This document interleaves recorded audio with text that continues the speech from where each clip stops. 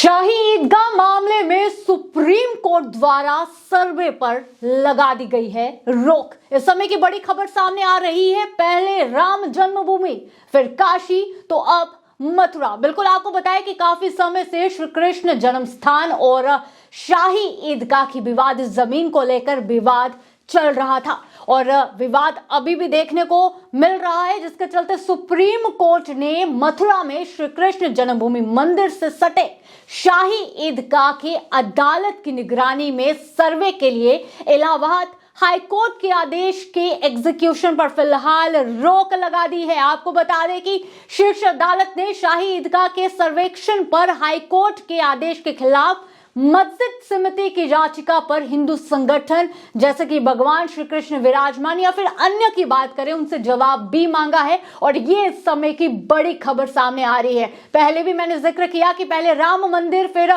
काशी और अब मथुरा श्री कृष्ण जन्म स्थान पर लगातार विवाद देखने को मिल पा रहा है और सुप्रीम कोर्ट का ये फैसला काफी ज्यादा जो है देखने को मिल पा रहा है, जिससे कहीं ना कहीं आस्था लोगों की जुड़ी हुई है। आपको बताएं कि न्यायमूर्ति संजीव खन्ना और न्यायमूर्ति दीपांकर दत्ता की पीठ ने 14 दिसंबर 2023 के आदेश के एग्जीक्यूशन पर फिलहाल रोक लगा दी, जिसमें मस्जिद परिसर का सर्वेक्षण अदालत की निगरानी में कराने पर सहमति जताई गई थी।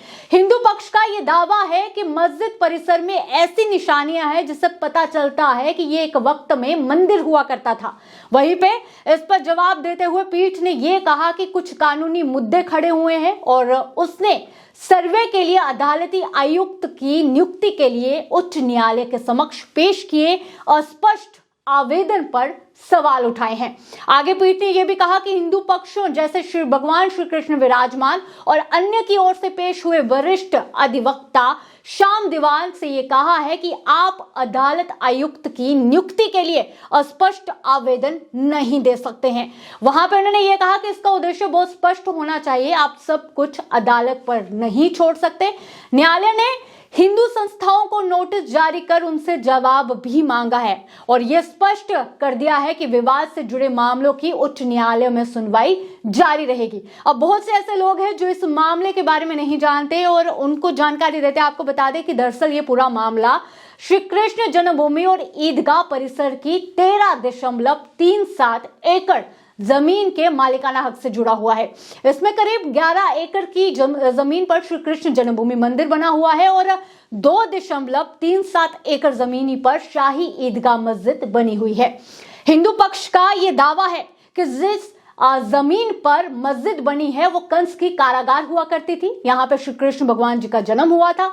वहीं पे हिंदू पक्ष पूरी जमीन पर दावा करता है कि वही मुस्लिम पक्ष की बात करें तो उनका ये कहना है कि 1968 में हुए समझौते पर ये भूमि मस्जिद के लिए जो है वो दे दी गई थी। वहीं पे श्री कृष्ण जन्मस्थान सेवा संघ शाही ईदगाह कमेटी के बीच हुए 1968 के समझौते को नहीं मानता है हिंदू पक्ष।